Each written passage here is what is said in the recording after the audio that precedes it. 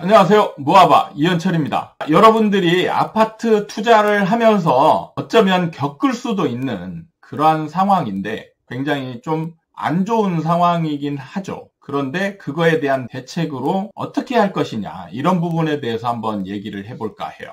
제가 미분양 아파트를 굉장히 강조를 합니다. 미분양 아파트가 나와야 하락이 한다, 이렇게 얘기를 하는데, 만약에 말입니다. 만약에 내가 산 분양권이 입주를 하는데 이때까지 안 팔린 물건들이 있을 수 있어요. 정말 재수없게, 운이 없게도 입주를 하려고 하는데 이때 안 팔린 미분양이 있을 수가 있습니다. 그럼 건설사가 나중에 이 아파트를 이제 팔려고 노력을 하는데 이때쯤 되면 잘 안 팔리거든요.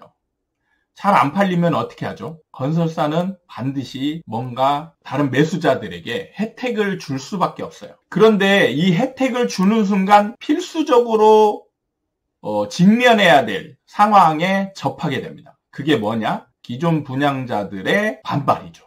기존 분양자들은 제값을 주고 공포도 겪으면서 어려움을 죽으라고 겪으면서 겨우 입주했는데 이 나머지 물건들을 싸게 팔는데 너무나도 상실감에 가슴이 아플 수밖에 없는 상황입니다. 그래서 대부분의 입주자들이 건설사들을 향해서 데모를 합니다. 그런데 냉정하게 현실적으로, 감정적으로는 그렇게 할 수 있어요. 그런데 할인 분양을 막는 게 좋은 것인지, 아니면 할인 분양을 해서라도 빨리 정리를 하는 게 나은 건지, 이런 것들을 정확히 좀 어느 정도 알고 계셔야 나중에 이런 거를 감정적으로 대처하지 않고 정확하게, 그리고 실리를 취하는 쪽으로 뭔가 대책을 마련할 수 있겠다 싶어서 제가 이 얘기를 해드리는 겁니다. 결론적으로 말씀드리면, 할인 분양을 해서라도 빨리 미분양을 정리하시는 게 최선이에요. 여러분들한테도 그게 좋습니다. 왜냐하면 이게 미분양이 남아있잖아요. 미분양이 남아있으면 결국에는 집값이 올라가질 않아요. 계속 떨어지기만 합니다. 자, 여러분들이 집을 팔 수 있을까요? 미분양이 남아있는데. 집을 사고자 하는 사람이 굳이 새 아파트, 아무도 살지 않은 완전 새 아파트를 놔두고 여러분들이 살았던 그 아파트를 그 원분양가나 아니면 더 비싼 가격에 살 이유가 있을까요? 그렇다고 건설사들이 할인 분양을 안 한 상태에서 이 물건을 팔고는 싶겠지만 팔 수 있을까요? 미분양이 한번 생기는 순간 매수자의 마음은 굳이 급할 게 없어요. 서로 경쟁을 시키는 겁니다. 기존 입주자들 중에 팔 사람이 있을 테고, 그리고 건설사는 원분양가에 새 아파트가 많이 남아있는 상황이에요. 그러면 누가 급할까? 오히려 입주자 중에 한두 사람이 급한 사람은 그거보다 더 밑으로 싸게 팔아야만 되는 상황에 직면할 수도 있다라는 것이죠. 그러면 매수자는 이런 상황을 즐기면서 지켜보다가 더 싸게 나오는 물건을 취할 수 있기 때문에 관망으로 볼 수가 있는 거예요. 그렇기 때문에 집값은 미분양이 있는 순간은 웬만해서가 아니고 절대 안 올라갑니다. 그럼 여러분들이, 건설사들이 미분양으로 남아있는 집을 원분양가에 팔 수 있는 방법을 제시하면 되는데 절대 안 팔린다니까요. 제가 수십 년 경험한 바에 의하면 미분양 아파트는 한번 생기면 웬만해선 팔리지가 않아요. 그냥 분양권인 상태에서는 팔 수가 있거든요. 그런데 집으로 변하는 순간 사람들은 이제 더 꼼꼼하게 볼 수가 있어요. 물건을 구체적으로 볼 수가 있잖아요. 그러면서 체크도 다 하고, 동간, 거리, 좋고 나쁨 이거를 따지는데, 이 매수자는 옛날 같으면 좀 넘어갈 수 있는 그런 상황들을 정말 꼼꼼하게 체크를 하면서 좋고 나쁨을 따지거든요. 그래서 100% 마음에 드는 집을 찾게 돼 있습니다.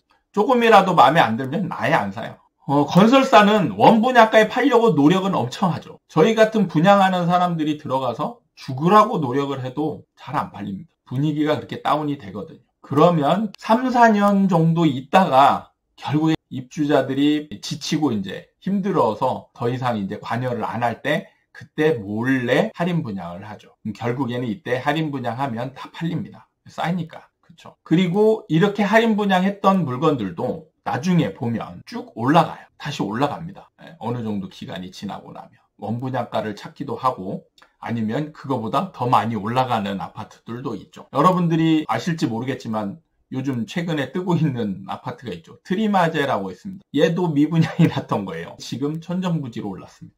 근데 만약에 지금까지 그게 미분양으로 남아있었다면 그 아파트가 다시 올라갔을까요? 절대 안 올라가죠. 정말 가슴이 아프지만 냉정하게 현실을 파악을 해야 돼요. 근데 대부분이 미분양에 대한 인식이 부족해요. 그래서 건설사들이 노력하면 이런 미분양들을 팔 수 있을 거라고 생각을 합니다. 노력을 안 해서 지금까지 못 팔았습니까? 아니죠. 건설사는 미분양이 나면 부도가 날 수도 있어요. 그렇기 때문에 건설사는 죽으라고 노력을 해요. 그런데도 안 팔린 거잖아요. 입주할 때까지도 죽으라고 노력했는데 안 팔린 거잖아요.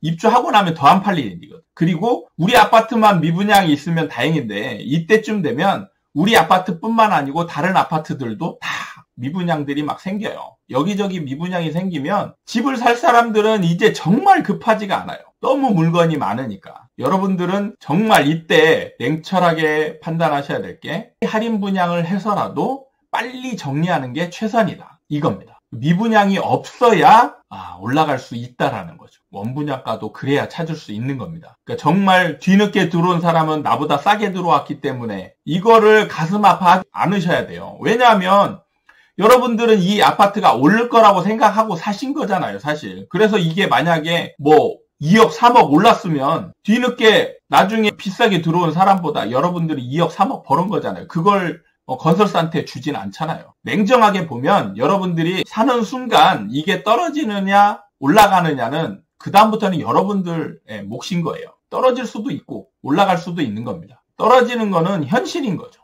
그러면 그거를 받아들여서 빨리 할인 분양을 해서 정리를 하는 게 최선이라는 거예요. 지금 여러분들이 보시면 서울 수도권에도 미분양들이 남아있는 게 있어요. 그 아파트들이 올랐을까요? 안 오릅니다. 지금 원분양가에서 한 30% 떨어지는 상황에서 지금 7, 8년 계속 그대로 있는 거예요. 미분양이 없는 아파트들은 막 오릅니다. 미분양이 있는 아파트들은 그 가격에서 멈춰 있어요. 안 오릅니다. 그걸 잘 아셔야 돼요. 그리고 여러분들은 이제 그런 거를 인지하고 건설사하고 협상하면서 실익을 취할 수도 있어요.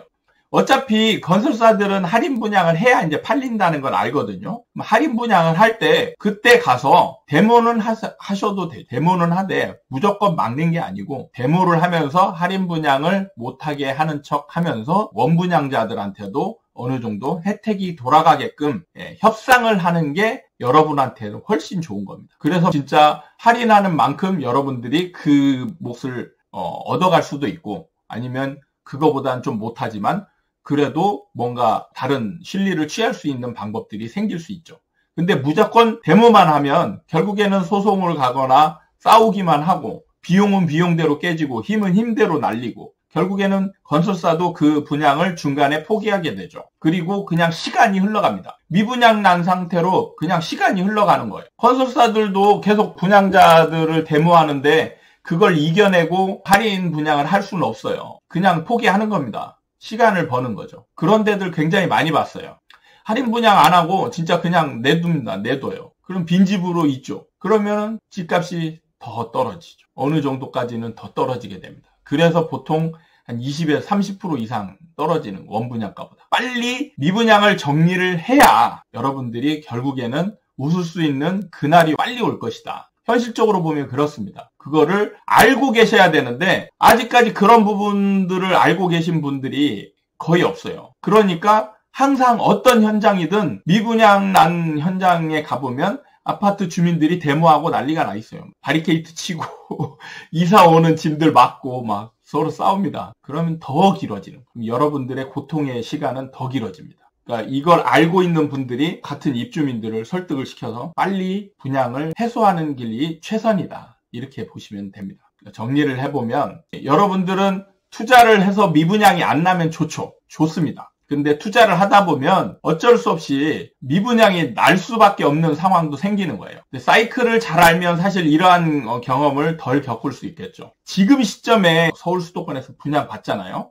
그러면 2, 3년 가지고 가야 되잖아요. 분양권으로. 그러면 입주할 때 당시에 이제 이런 상황을 맞을 가능성도 생기는 겁니다. 정말 안 좋은 결과지만 이러한 상황이 생겼을 때 현명하게 대처하는 방법은 결국에는 건설사들이 할인 분양하는 거를 인정하고 그리고 입주민들이 똘똘 뭉쳐서 건설사들과 협상을 잘 해가지고 그에 따른 뭔가 실익을 취하는 그런 것이 가장 현명한 방법이다. 이렇게 정리를 하고 여러분들이 미분양이 혹시라도 생겼을 때 적절한 상황 대처를 하셔서 조금이라도 내 원금이 많이 손해보지 않고 빨리 회복될 수 있는 그런 방법을 찾으셨으면 좋겠습니다. 오늘 여기까지 마치고요. 새로운 주제를 가지고 또 찾아뵙도록 하겠습니다. 감사합니다.